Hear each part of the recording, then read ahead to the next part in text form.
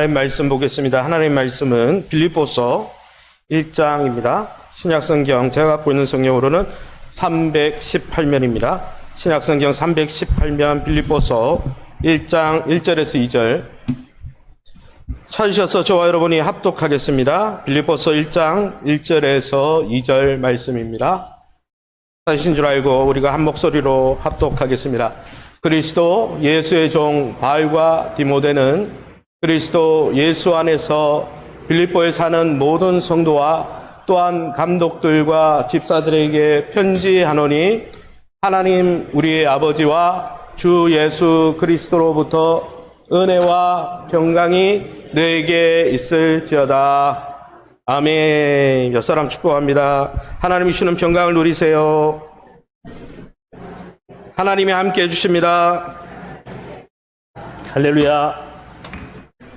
오늘은 우리 빌립보서 말씀을 통해서 참 평안은 그 어디에 라는 제목으로 말씀을 함께 나누길 원할 때 저와 여러분의 삶 속에 하나님이 주시는 참 평강으로 충만하시기를 예수님의 이름으로 축원합니다.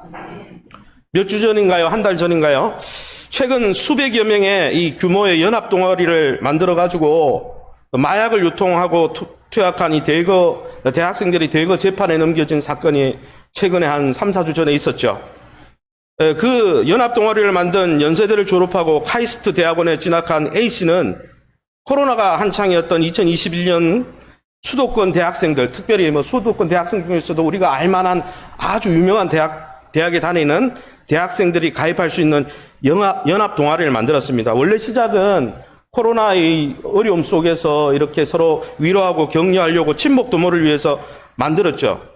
하지만은 이 동아리를 만든 이 A씨가 2022년 11월에 너무 인생을 살면서 두렵고 힘들잖아요. 코로나 시기 얼마나 힘듭니까? 미래가 안 보이니까 아무리 유명한 대학을 나왔어도 A씨가 호기심으로 마약을 접하게 됐다고 합니다. 그리고 가깝게 지내던 그 동아리 임원들에게 마약을 권하면서 이 동아리가 원래는 친교를 위해서 미래를 서로 주고받는 그런 동아리였는데 마약 유통 채널로 변질됐다는 거죠. A씨 등은 대학생들이 잘 이용하는 SNS에 이렇게 공고문을 냈습니다. 동아리에 가입하면 고급 외제차, 호텔, 뮤직 페스티벌 등을 무료 저가로 이용할 수 있다. 이렇게 홍보를 해서 무려 회원수가 제일 많았을 때는 300명이 현재 아주 우수한 서울에 있는 수도권 대학에 다니는 학생들이 300명이 거기에 동참했다는 것입니다. A씨 등은 이렇게 300명 회원들에게 클럽이나 호텔에 초대해서 술자리를 제공하고 이들이 술에 취해서 만취되면은 경계심이 흐트러진 틈을 타서 마약을 약하게 주고 그 다음에 점점 마약에 중독되어서 가도록 그것을 마약의 쾌락에 빠지도록 그렇게 했다는 것입니다. 수도권의 아주 유수한 대학의 대학생들이 그랬다니까 얼마나 억장이 무너집니까? 그러나 막연한 미래에 대한 불안감, 초조감을 가진 이 청년들이 너무나도 마약과 유흥 가운데 인생의 불안을 해소하고자 자기들이 불안하니까 그걸 찾는 거죠. 그죠? 그렇게 되었다는 것이죠. 그런데 여러분, 정말 대학생들만, 그 동아리만 그런 문제에 봉착해 있습니까? 우리도 인생의 두려움과 막연한 염려가 몰려올 때 문제를 도피하기 위해서 세상이 주는 쾌락을 쫓을 때가 있잖아요. 세상이 주는 것들로 잠시 그러한 두려움을 잊으려고 할 때가 있지 않습니까? 그런데 여러분, 우리 인생에 이런 두려움과 염려가 몰려올 때 이런 세상의 방식으로 문제를 도피하거나 세상이 주는 쾌락을 쫓으면서 그걸 잊으면 참 마음의 평안과 행복이 찾아오는 것일까요? 오늘 본문은 그렇지 않다고 우리에게 말씀해 줍니다. 첫 번째, 오늘 우리 본문을 통해서 말씀하는 것은 한번 따라할까요? 이 세상과 나 자신만을 붙들면 인생의 염려와 두려움 속에서 계속 살 수밖에 없습니다. 여러분, 이 세상의 방식대로 또 나 자신의 그런 방법을 붙들면요, 인생의 염려와 두려움이 사라지는 게 아니라 거기에 계속 머무를 수밖에 없다는 거예요. 빌립보서 1장 1절 우리가 다시 한번 읽어보겠습니다. 같이 한 목소리를 읽습니다. 그리스도 예수의 종 바울과 디모데는 그리스도 예수 안에서 빌립보에 사는 모든 성도와 또한 감독들과 집사들에게 편지하노니. 오늘 이 빌립보서는 사도 바울이 옥에 갇힌 채 멀리 수천 킬로 떨어져 있는 빌립보 성도들에게 보낸 편지입니다. 그래서 오늘 본문에 읽어보면 빌립보에 사는 이라고 소개하고 있죠. 이 빌립보 성도들이 살았던 당시 빌립보 도시는 어떤 곳이었습니까? 이 빌립보는 여러분이 터키의 수도라 할 수 있는 이스탄불에서 그리스 국경을 넘어가다 보면 그 초입에 나오는 도시입니다. 원래 빌립보가 아니고 샘들이라는 뜻의 크레니데스라는 지명으로 원래 불렸는데, 여러분이 잘 아시는 헬라 제국을 세운 알렉산더 대왕의 아버지 필립 2세죠. 필립 2세가 이곳을 정복하면서 자기가 필립이니까 빌립보라고 부르면서 빌립보라고 이름이 개칭된 거죠. 이 빌립보 도시는 BC 168년경에는 로마에 속하게 되죠. 그래서 이 주전 168년 이후에 이 도시의 사람들은 다 로마 시민권이 있었다고 합니다. 그래서 로마 시민들만이 누릴 수 있는 특권을 향유하면서 산 도시가 빌립보 도시입니다. 그 특권을 계속 누리기 위해서 자연스레 누구에게요? 로마 황제에게 잘 보이려고 로마 황제에게 절대적 충성을 보이는 그룹이 있었던 도시가 빌립보 도시였어요. 특히 BC 31년에는 여러분이 세계사에서 배우신 안토니우스와 옥타비니우스가 로마 패권을 차지하기 위해서 악티움에서 싸움을 벌이죠. 그리고 어떻게 됩니까? 옥타비니우스, 나중에 아우구스투스가 되는 이 옥타비니우스가 승리하죠. 승리하고 나서 그 대적의 안토니우스의 그 군인들, 퇴역 장군들, 안토니우스의 어떻게 보면 장성들을 빌립보로 이주시켰어요. 적군의 장성들을 빌립보로 이주시킨 다음에 거기에 로마법을 적용해서 이 사람들이 반역을 일으키면 안 되잖아요. 그래서 항상 감시했던 도시가 빌립보 도시였습니다. 이런 역사적인 정황 때문에 빌립보 시민들은 새로운 로마 황제의 눈밖에 나지 않기 위해서, 또 그동안 누려왔던 로마 시민의 특권을 놓치지 않기 위해서 엄청난 긴장과 눈치 속에 살아야 됐습니다. 순간순간 바뀌는 로마 위정자들의 권력의 눈치를 보면서 자기 삶을 잘 관리하지 않으면 생존이 어려운 곳이 빌립보 도시였어요. 미래에 대한 불안감, 초조함이 늘 그들의 삶 속에 가득 차 있었죠. 이거는 믿는 사람이나 믿지 않는 사람이나 그 시대 사람들은 그랬습니다. 뒤처지지 않을까, 황제의 눈밖에 나지는 않을까, 조바심과 긴장이 늘 삶을 깊게 누르고 있었죠. 그런데 사랑하는 성도 여러분, 우리가 사는 이 세상도 빌립보 도시와 분위기가 비슷하지 않습니까? 오늘날 우리가 사는 이 사회도 끊임없이 성공하라고 우리에게 속삭입니다. 어떤 대가를 치르더라도 이 세상에서 성공을 꽉 거머쥐라고 말하고 있지 않습니까? 무한 경쟁 체제 속에서 낙오하지 않으려고 열심히 앞만 보고 달리고 있습니다. 경주마처럼 말이죠. 뒤처질까봐 조바심을 내면서 일에 몰두하고 있습니다. 좋은 회사에 들어가도 승진 못할까봐 걱정을 계속하면서 달리고 있죠. 윗사람에게 인정받기 위해서 끝없이 앞만 보고 경주해 가는 것이 우리의 모습 아닙니까? 게다가 어떻습니까? 극히 일부는 성공했다는 수준까지 올라가기도 하지만 대부분은 세상이 말하는 성공과 거리가 먼 낙오된 인생으로 살아가는 사람들이 많다는 것이죠. 이런 상황이다 보니까 이런 성공의 사닥다리에서 떨어지지 않으려고 꽉 붙잡고 실랑이를 벌이고 있는 것이 우리의 삶이죠. 끝내 그 성공의 사닥다리에 꼭대기에 올라간 사람들도 사실은 나중에 성공해보면 이미 많은 것을 잃어버리고 껍데기뿐인 성공을 붙들고 마는 것이죠. 그러기 여러분, 우리의 마음속에는 우리가 이 세상에서 성공하지 않았던 매 순간마다 이런 모를 미래에 대한 두려움과 염려가 쓰나미처럼 몰려오는 거예요. 그래서 여러분, 그런 두려움과 염려를 해결하기 위해서 어떻게 합니까? 그런 염려와 두려움을 해결하려고 사람들마다 나름 자기의 방법대로 그런 염려를 하지 않으려고 노력을 하죠. 어떤 사람은 도입부에 언급한 것처럼 세상의 쾌락을 쫓아 염려를 좀 잊어보려고 합니다. 맛있는 음식을 쫓아다닙니다. 좋은 옷을 쇼핑하고 또 이렇게 둘러보면서 염려를 잠재워 보려고 하죠. 그것도 아니면 무작정 여행을 하면서 인생의 이 두려움과 이 긴장을, 이런 텐스를 좀 풀어보려고 하죠. 더 나아가 어떤 분들은 술과 마약에 중독된 채 깊은 두려움과 염려를 잊어보려고 합니다. 이게 다 나쁜 건 아니에요. 마약하고 술 빼고는 다 나쁜 건 아니에요. 그러나 여러분, 이런 것들이 잠시는 도움이 될지 모르지만 근본적으로 인생의 두려움과 염려를 막을 순 없다라는 것입니다. 또 어떤 사람은 이런 인생의 두려움과 염려를 막아보고자 자기 개발에 열을 올립니다. 만일의 상황에 대비하려고 스펙을 쌓는 거죠. 자신의 힘과 능력을 키웁니다. 세상에서 무시할 수 없는 영향력을 가진 존재가 되려고 열심히 스펙을 쌓죠. 왜요? 두려운 상황이 오면은 대비하려고.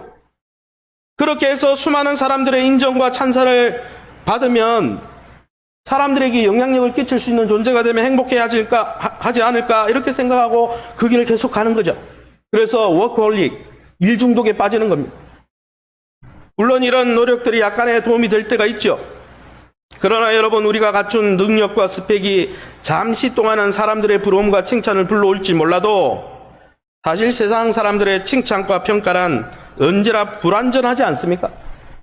우리가 우리의 진심을 제대로 알아주지 못합니다. 그래서 많은 사람들이 스펙을 갖추고 영향력을 행사할 수 있는 자리에 이르렀지만은 사람들이 내 마음 진심을 잘 알아주지 못해서 더 깊은 사랑과 더 인정에 목말라 하며 또 다른 것으로 또 채우고 또 준비하고 또 채우고 이렇게 하고 있는 것이죠. 또 어떤 이들은 이런 인생의 두려움을 대비해서 돈과 재력을 모으려고 모든 에너지를 쏟는 분도 있습니다. 왜요? 모든 것은 다 돈으로 된다고, 인생의 염려와 두려움도 돈으로 해결할 수 있다고 믿기 때문이죠. 건강도, 미모도, 교육도, 사랑도 다 돈이면 된다. 자본주의의 폐해가 아닙니까? 그렇게 믿기 때문에 돈으로 그 두려운 문제를 해결해 보려고 노력하잖아요. 그러나 여러분, 우리가 인생을 살면서 이미 경험들 하셨겠지만 이렇게 우리 스스로 노력하는 이런 대안들로는 인생의 두려움과 염려를 결코 없앨 수 없다라는 거예요. 우리 삶의 참 평안과 안식을 누릴 수가 없다라는 겁니다. 만약 그랬다면 왜 선진국은 자살률이 없습니까? 선진국이 얼마나 복지가 잘 돼 있고 노인 복지가 잘 돼 있고 많은 부분에 갖춰 있는데 사람들이 더 자살하고 염려와 두려움 가운데 실족하잖아요.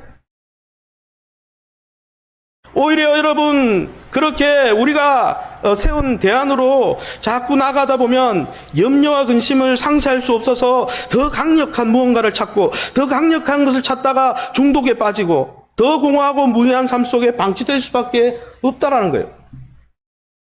그러면 사랑하는 성도 여러분, 우리가 사는 이 세상에서 인생의 두려움과 염려가 몰려올 때 어떻게 하면 그 인생의 두려움을 잠재우고 참 매일매일 만족과 행복을 누리며 자족하며 살 수 있을까요? 두 번째, 오늘 삶의 원리에 대해서 사도 바울이 말씀하는 것은, 두 번째는 하나님 나라 왕으로 오신 예수님을 우리 인생의 주인으로 모시고 그 하늘 왕 안에 거할 때 풍족한 만족과 참 행복을 누릴 수 있다고 사도 바울은 우리에게 그 지혜를 가르쳐주고 있다는 것입니다. 할렐루야. 빌립보서 1장 1절과 2절을 다시 한 목소리로 읽어보겠습니다. 그리스도 예수의 종 바울과 디모데는 그리스도 예수 안에서 빌립보에 사는 모든 성도와 또한 감독들과 집사들에게 편지하노니, 하나님 우리 아버지와 주 예수 그리스도로부터 은혜와 평강이 너희에게 있을지어다. 아멘.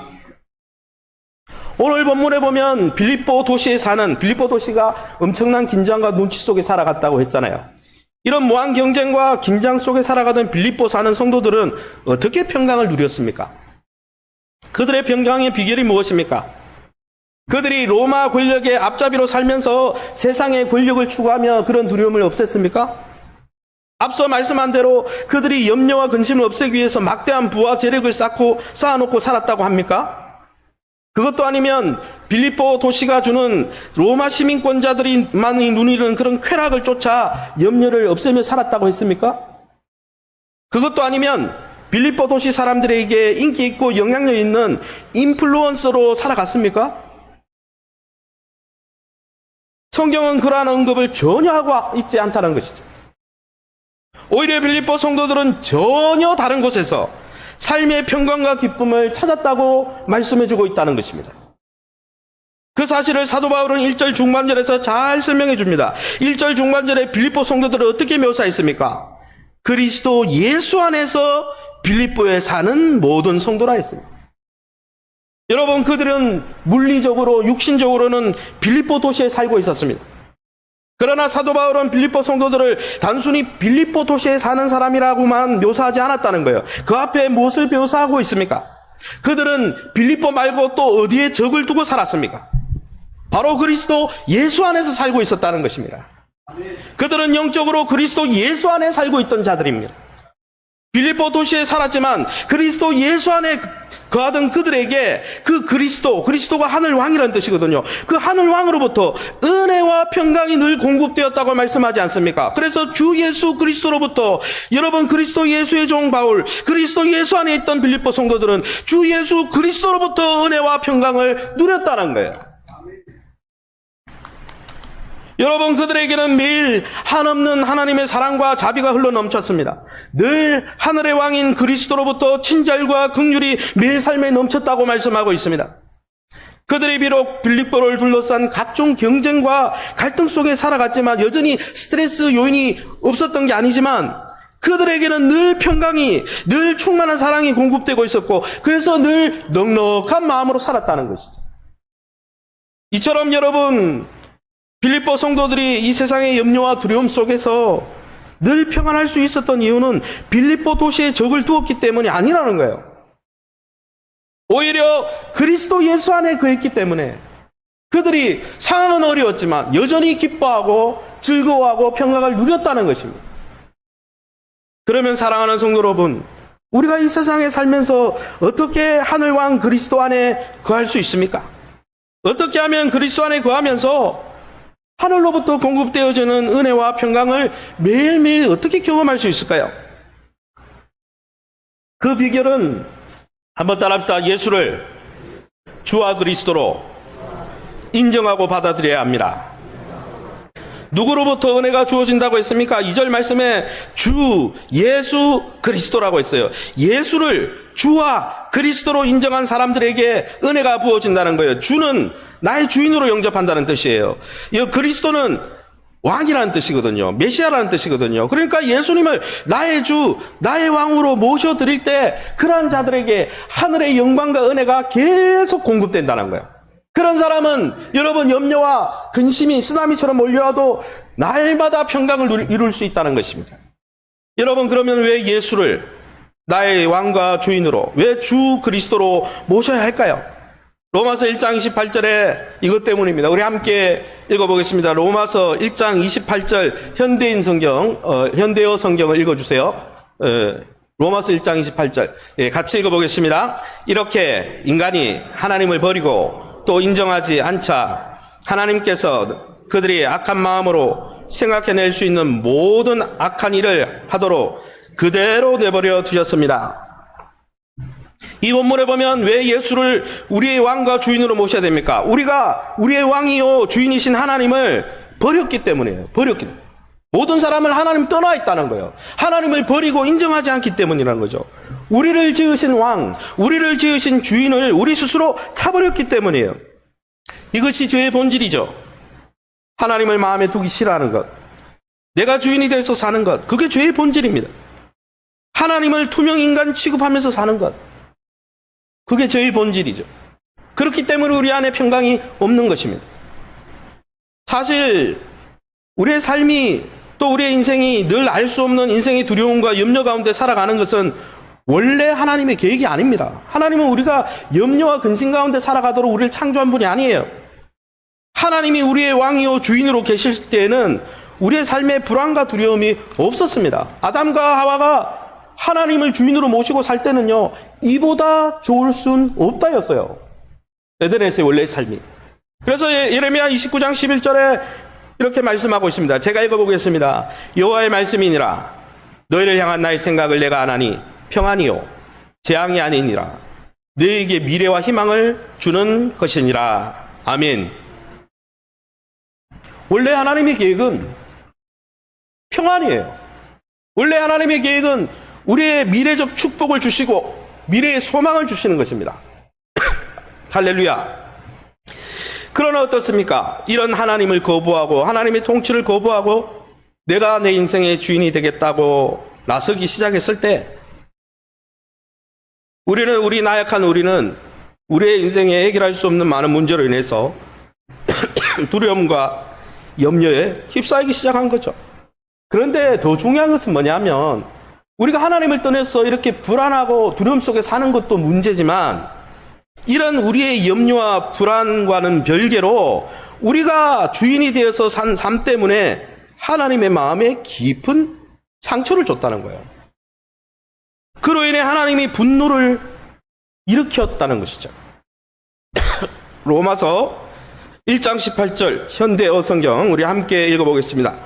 그러나 하나님께서는 진리를 밀쳐내는 사악한 모든 인간에게 하늘에서 진노를 내리십니다.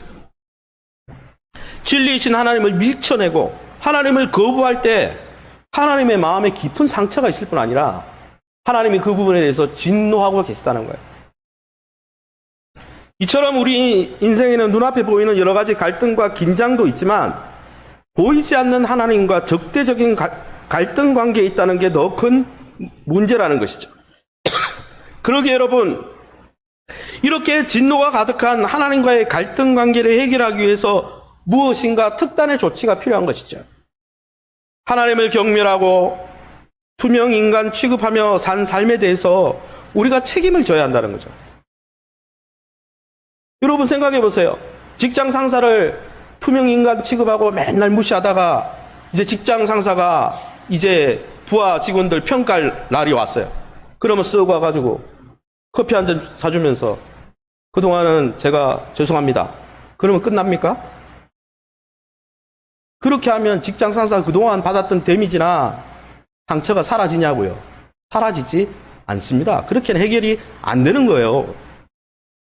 그 부분, 우리가 실수하고 잘못한 자기 중심적으로 살면서 하나님 앞에 상처 준 부분을 책임을 져야 되는 거예요. 근데 성경은 그 책임, 그 죄값이 뭐냐? 죽어야 된다 그랬어요. 우리가 죽어야 된다. 로마서 6장 23절입니다. 같이 읽어보겠습니다. 같이 읽습니다. 죄의 대가는 죽음이지만 하나님의 선물은 우리 주 예수 그리스도 안에 있는 영생입니다. 죄의 대가가 뭐라고요? 하나님 없이 자기 중심적으로 산 삶을 여러분 책임지려면 죽어야 되는 거예요. 그러면 누가 이렇게 틀어진 하나님과의 관계 또 하나님의 진노를 잠재울 수 있겠습니까? 우리에게 누가 필요할까요? 우리에게 예수가 필요하다는 것입니다. 할렐루야. 갈라디아서 1장 4절을 우리 함께 또 읽어보겠습니다. 같이 읽습니다. 그리스도께서 하나님 곧 우리 아버지의 뜻을 따라 이 악한 세대에서 우리를 건지시려고 우리 죄를 대속하기 위하여 자기 몸을 주셨다 했습니다. 사랑하는 성도 여러분, 우리에게는 하늘 왕 그리스도 예수가 필요한 것이죠. 예수를 왕으로 모셔야 하는 것입니다. 왜냐하면 예수는 인간의 옷을 입고 이 땅에 오신 하나님이시기 때문입니다. 우리가 뻥차버렸던 그 하나님 인간의 옷을 입고 오신 분이 바로 예수이기 때문입니다. 게다가 예수님이 왜 왔습니까? 예수라는 말이 뭡니까? 자기 백성을 저희 죄에서 구원하기 위해 오신 자. 예수님이 오신 목적이 그 문제를 해결하려고 오셨다는 거예요.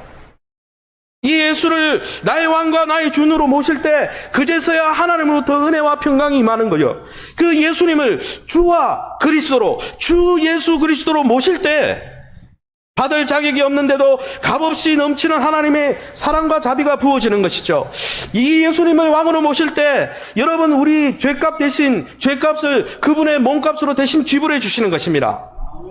여러분 우리가 그분을 예수님을 나의 왕과 나의 주인으로 모실 때 더 이상 죄 가운데 살지 않도록 죄의 권세에서 벗어나게 해주신다는 거예요.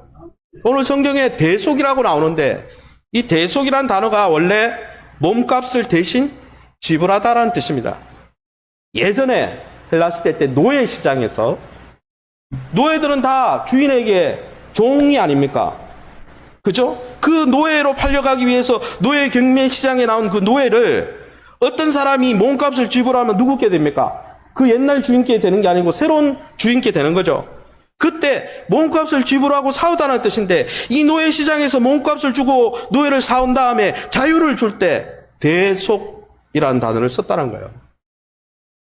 사랑하는 성도 여러분, 우리가 자기 중심적으로 살며 하나님을 떠나 살면서 불안했을 뿐 아니라 하나님의 진노의 대상이었는데 그러한 모든 죄악에 대해서 예수님이 죄의 노예로 살던 우리에게 피값을 대신 지불하시고 더 이상 죄를 주인으로 섬기지 않도록 우리를 건져 주셨다는 것입니다. 그렇게 예수 믿는 자들은 더 이상 죄의 노예가 아니라는 것이죠. 더 이상 죄가 우리의 주인이 아닙니다. 그러기에 여러분, 자기중심적인 죄악된 삶에서 자유롭게 풀려났다는 거예요. 더 이상 자기중심적인 삶을 살 필요가 없다는 거예요. 게다가 어떻습니까? 예수를 믿을 때 죄의 종에서 벗어날 뿐 아니라 더 놀라운 신분의 변화가 일어난다는 거예요. 그것이 어디에 나옵니까? 2절 말씀에 나오죠. 2절 말씀에 하나님 우리 아버지와, 여러분, 예수 그리스도를 주와 그리스도, 나의 주로 나의 왕으로 모실 때 어떤 변화가 있습니까? 하나님이 우리 아버지가 되십니다. 할렐루야. 하나님을 아버지라 부르는 그분의 자녀가 되는 것입니다. 죄를 주인으로 섬기던 노예에서 만유의 주인 되신 하나님을 아버지로 모신 자녀의 신분의 변화가 일어난다는 거예요. 이제는 노예가 아니라 하나님의 자녀가 된다는 거예요. 게다가 하나님의 자녀가 되면 평강은 덤으로 주어집니다. 그래서 오늘 성경에 읽어보면 2절 말씀에 뭐라고 되어 있어요? 하나님 우리 아버지와 주 예수 그리스도로부터 은혜만 주어지는 게 아니고 평강이 온다 그랬어요. 이 평강이라는 단어는 샬롬이라고 구약 성경에 나와 있고 신약 성경에는 에이레네라고 헬라어로 기록되는데, 이것은 무슨 뜻이냐? 평화로운 상태. 다시 말하면 하나님과 갈등이 없는 화목하고 친밀한 상태를 평강이라고 합니다. 하나님이 우리 아버지가 되는 거죠. 여러분, 예수 안에서 우리는 더 이상 하나님의 심판과 진노의 대상이 아니라 하나님의 사랑의 대상이 되고 하나님과 친밀한 그의 자녀가 되고 하나님의 가족이 된다는 것이죠. 할렐루야. 그래서 여러분, 우리가 하나님의 자녀가 되면 하나님께서 하나님의 영 성령을 부어주십니다. 그래서 하나님의 성령의 전이 되게 하십니다. 성령 안에서 하나님의 형상인 성품, 새로운 성품을 부어주시고 하나님의 능력을 부어주시고, 할렐루야. 이렇게 여러분, 만유의 주 되신 하나님을 아버지로 모시고 하나님의 절대적인 사랑과 하나님의 절대적인 친절과 하나님과의 그 절대적인 친밀한 관계 속에서 매일 살 수 있도록 우리를 돌보신다는 거예요. 그러니 어떻게 인생의 염려와 두려움이 생길 수 있겠습니까? 이렇게 하늘왕의 철저한 보호와 돌봄 속에 살아갈 수 있도록 붙들어 주신다는 거예요. 이것이 인생의 두려움을 이기는 방법이라는 것입니다. 그래서 사도 바울은 뭐라고 고백했습니까? 그리스도 예수의 종. 여러분, 그리스도 예수 안에서, 그리스도가 무슨 뜻입니까? 하늘의 왕이라는 뜻이에요. 비록 우리가 빌립보 성도들처럼 이 땅에 발을 딛고 있지만 우리는 이제 하늘왕의 보호를 받는 그의 종이라는 것입니다. 우리는 하늘왕의 보호를 받고 있는 그의 백성이라는 것입니다. 할렐루야. 사도 바울이 비록 로마 감옥에 갇혀서 이 글을 쓰고 있었지만 그는 더 이상 로마 황제에 의해서 좌지우지 될 수 있는 죄인이 아니었어요. 그는 하늘의 왕 그리스도의 종이자 그리스도의 소유였어요. 그래서 그리스도 예수의 종이다. 나는 로마 황제의 종이 아니다. 나는 하늘의 왕의 정권대사다. 그뿐 아니라 빌립보의 성도들은 어떻습니까? 빌립보 성도들이 로마 황제의 칙령과 감시 속에 살아가고 고난 속에 있었죠. 왜요? 다른 사람들은 다 로마 황제를 퀴리오스, 주라고 부르는데 예수 믿는 사람들은 로마 황제를 퀴리오스라 부르는 게 아니라 예수를 주라 부르니까 얼마나 많은 사람들의 지탄을 받고 여러분 정말 사자밥이 되었겠습니까? 그러나 로마 황제의 칙령과 감시 속에 그들이 살고 있었고 고난 속에 살고 있었지만 그들은 분명히 기억하고 있었습니다. 나의 몸은 빌립보에 있지만 나는 그리스도 예수 안에 있는 자다. 할렐루야. 그들은 더 이상 로마 황제의 소유가 아니었습니다. 그들은 하늘의 왕 그리스도의 백성이었습니다. 그러기에 하늘 왕이 친히 돌보시고 은혜와 평강을 매일 공급하시는 것입니다. 이제 말씀을 정리할까 합니다. 사랑하는 성도 여러분, 우리 인생에 두려움과 염려가 지금도 몰려오고 있습니까? 때로는 우리가 사는 빌립보 도시와 같은 이 세상 속에서 세상의 권력 때문에, 세상이 휘두르는 세상의 기준 때문에 마음의 불편함과 염려가 몰려오고 있지 않습니까? 그때마다 사랑하는 성도 여러분, 예수님을 영접하셨더라도 말씀과 기도를 통해 하나님 보좌 앞에 나가시기 바랍니다. 할렐루야. 하나님 보좌 앞에 나가서 쓰나미처럼 염려가 몰려올 때, 내가 하늘왕 그리스도 안에 있는 자이지, 하늘왕 그리스도께서 오늘도 하나님의 통치권 안에서 나를 보호하시고 붙들고 계시지, 이것을 인지하시기 바랍니다. 상담에도 인지치료라는 게 있어요. 인지만 해도 회복이 된다는 거죠. 근데 많은 사람들이 여러분 예수를 믿고 나서도 말씀과 기도 가운데 하나님 보좌 앞에 안 나가요. 세상의 방식대로 삽니다. 분명히 하늘나라 여권은 받았는데 주머니 뒷주머니에 차놓고 여전히 세상 방식대로 살면서 인생의 두려움을 증폭시키는 거예요. 저도 최근에 한 3주 동안 12분의 목사님과 또 선교사님들과 성경 공부를 했어요. 줌으로 했어요. 줌으로. 만날 시간이 없으니까. 그런데 그 말씀 속에서 매일 새벽 기도가 끝나고 제 목양실에 들어가서 말씀을 보니까 자꾸 두려움이 떠올라요. 우리 교회는 변화될 수 있을까? 우리 교회는 계속 미래에 하나님이 부흥을 주실까? 나는 변화될 수 있을까? 우리 가정의 자녀들의 미래는 어떻게 될까? 50대가 들어드니까 건강도 사인들이 오더라고요. 내가 이런 몸에서 어떻게 목회를 계속할 수 있을까? 여러 가지 염려와 근심이 올려오죠. 그런데 가만히 보니까 그 3주간의 1:1 양육을 하면서 어떤 생각이 들었냐면은 내가 이런 염려와 근심이 몰려올 때 하나님 보좌 앞에 나가서 하나님이 지금 나를 붙들고 있고 하나님이 나를 위해서 지금 일하고 있고 나는 하나님의 소유가 되었고 이거를 기억 안 하고 세상 방식으로 처리하고 있더라고요. 두려우면 유튜브 보는 거예요. 재미난 유튜브. 두려우면 세상의 기쁨을 쫓는 거예요. 그런데 여러분 그렇게 하면은 그 불안과 두려움이 사라져요? 안 사라지고 오히려 계속 쌓여서 나중에 폭발하는 거예요. 그런데 3주간에 우리가 이 큐티를 하고 말씀과 기도로 같이 나눔을 하고 그래서 한 사람은요 여러분 한 사람은 약해요. 그래서 성경도 삼겹줄은 끊이지 않는다 그랬죠. 3사람 이상 모여서 삼겹줄은 끊이지 않는 거예요. 혼자는 안 되는 거예요. 목사도 혼자가 안 되니까 모이는 거 아닙니까? 그래서 3주 동안 말씀을 묵상하는데 내 안에 있는 두려움, 염려, 근심을 줬고 그날 말씀을 통해서 하나님이 주시는 메시지를 줬고 나사렛 예수 이름으로 명하노니 나는 하나님의 자녀가 되었으니 두려움은 사라져라 선포하니까 내 생각에서 염려가 빠져나가더라고요. 느껴져요 그게. 우리 아내가 당신 변하고 있다 그 이야기를 하더라고요. 염려가 사라지니까요 관계가 좋아지더라고요. 여러분 예수 영접하고 끝인 게 아니에요. 예수님을 영접하고 예수님과 함께 교제하고 동행하면서 인생의 두려움을 다 막아내고 인생의 쓰나미와 같은 염려가 몰려올 때 하나님의 평강을 누리고 천국 백성의 삶을 이 땅에서 누려야죠. 천국의 시민권만 붙들고 죽어서 그거 경험하지 어리석은 사람이. 그래서 사랑하는 성도 여러분 저는 이제 하반기에 1:1 양육을 또 계속 하려고 합니다. 왜 하려고 할까요? 약하기 때문이에요. 우리가 선줄로 생각한 자에 넘어질까 조심하라 그랬잖아요. 목사도 넘어지는데 목사도 두려움과 염려가 몰려와가지고 무너지는데 여러분 안 무너져요? 세상 방식대로 여러분 그것을 처리하려고 노력하고 있지 않습니까? 그래서 더 깊은 수렁에 빠져 있지는 않아요? 그래서 1:1 양육이 필요한 거예요. 약하기 때문에. 저는 우리 귀한 중직자들이 또 우리 모든 성도들이 이 양육을 통해서 내가 이미 알고 있지만 그걸 누려야 되잖아요. 할렐루야. 누리기를 원합니다. 할렐루야. 경험하길 원합니다. 할렐루야. 여러분의 부정적인 생각이 바뀌길 원합니다. 할렐루야. 어떤 분은 말만 하면 계속 부정적인 이야기 하는 분이 있어요. 안 된다. 이건 안 되고 이래서 안 되고 저래서 안 되고. 왜 그런지 아세요? 능력이 없으니까. 계속 염려에 빠져 있으니까.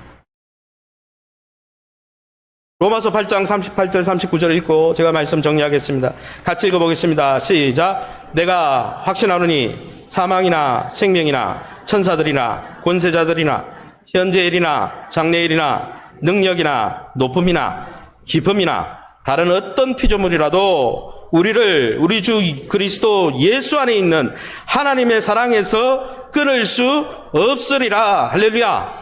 여러분이 어떤 상황에 있든지 그러한 모든 상황이 여러분을 하나님의 사랑에서 끊을 수 없다 그랬어요. 할렐루야. 믿으십니까? 이걸 붙들고 생활하면서 누려야 되죠. 여러분 예수님을 믿고 모심으로 만유의 주제이신 하나님과 부자 관계가 되었다는 것을 항상 자각하고 인지하고 말씀으로 선포하지 않으면요, 사단이 부정적인 생각을 주고, 여러분 불평의 생각을 주고, 불만의 생각을 주고, 안 된다는 생각을 주고 우리를 무너뜨려요.